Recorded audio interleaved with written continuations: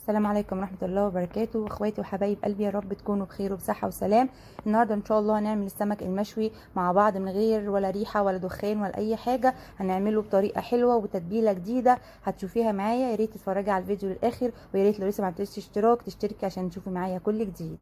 بسم الله ان شاء الله نبدأ نتبل السمك مع بعض خطوة بخطوة. معانا دلوقتي 4 سمكات من السردين اللي هو الماكريل دوت. معانا مقطعين بقدونس قطع صغيرة، بشرين جزر، بشرين جزرتين كده حلوين كده بتبشريهم. معانا التتبيلة ديت عبارة عن فلفل احمر وثوم وخل وليمون. احنا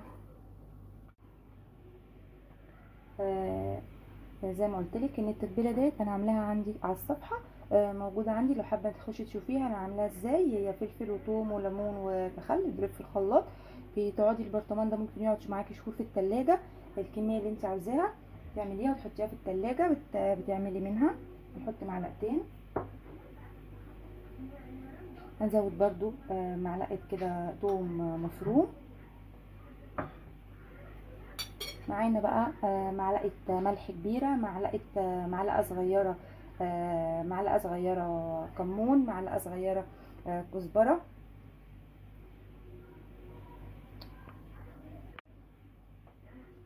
معلقه صغيره كركم، كزبره، كمون، معلقه كبيره ملح. نقلبهم كلهم على الخلطه ديت، وبنبدا ان احنا نعصر عليهم ليمونتين كده مع بعض. دلوقتي احنا عصرنا معانا ليمونتين او 3 ليمونات.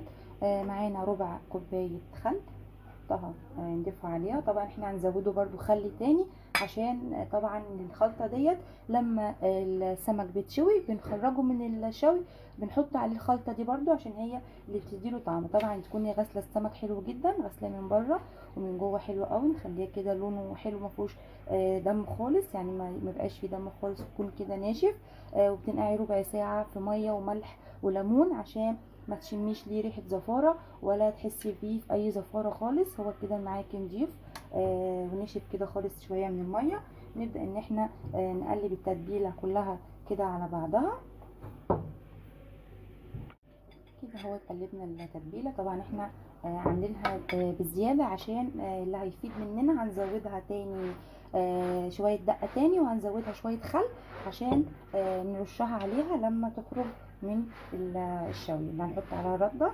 وبعد ما تخرج على طول بعد ما تشوي بنحط عليها الدقه ديت.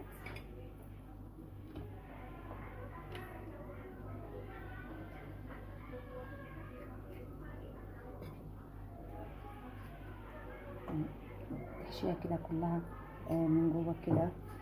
التتبيله ديت هي اللي بتديها بقى الطعم الجميل اللي بقولك عليه دوت.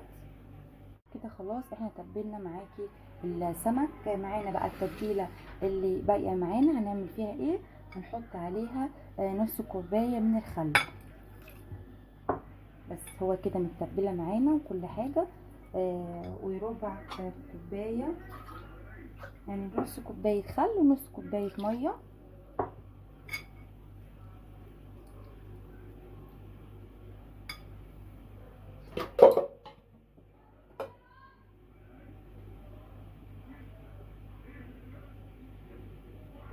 معلقه زيت كده معانا. كده خلاص احنا خلصنا. هنبدا بقى ان احنا نعمله بالرده معاكم. احنا حضرنا الرده، جايبين رده ناعمه. هنبدا دلوقتي ان احنا نتبله بقى في الرده. طبعا انت لو عندك صينيه بقى بتستعمليها للشوي او عندك صاج بتبداي ان انت ترصي فيه وبتبداي ان انت تحطيه. الخطوه بقى اللي بقولك عليها ان هي مش هتخلي معاكي ريحه في الشقه ولا دخان ولا اي حاجه، بان انت بتفتحي فرن البوتاجاز.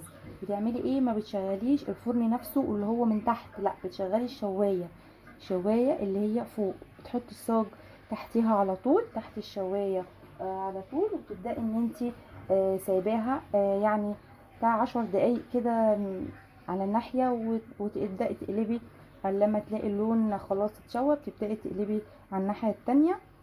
طبعا بتعملي لون حلو كده، ما بتخلوش ان هو يتفرق يعني اللون معاكي. طبعا احنا عملناه اهوت.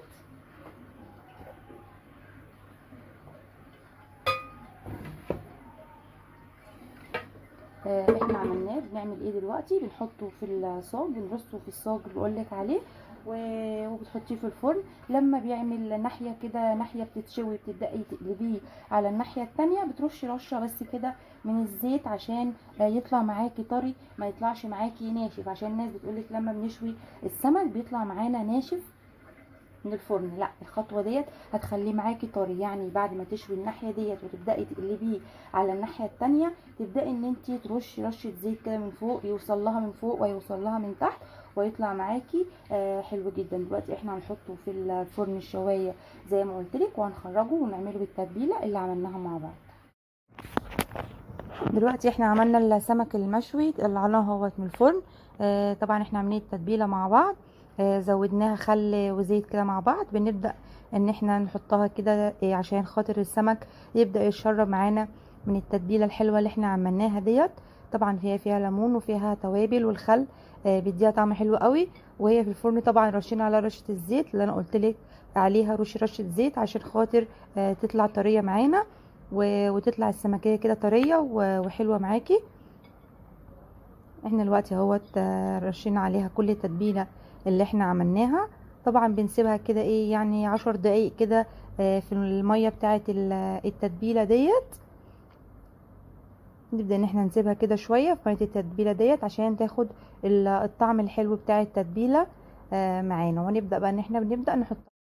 دلوقتي احنا خلاص سيبناه كده 10 دقايق في التتبيله بتاعته شربها، فاحنا هنحطه كده في طبق نضيف عشان التقديم. اعملي الطريقه ان شاء الله على الطريقه ديت وهتعجبك. لو عجبك الفيديو ما تنسانيش بقى في لايك وتعليق كده حلو منك عشان تشوفي معايا كل جديد ان شاء الله. والسلام عليكم ورحمه الله وبركاته.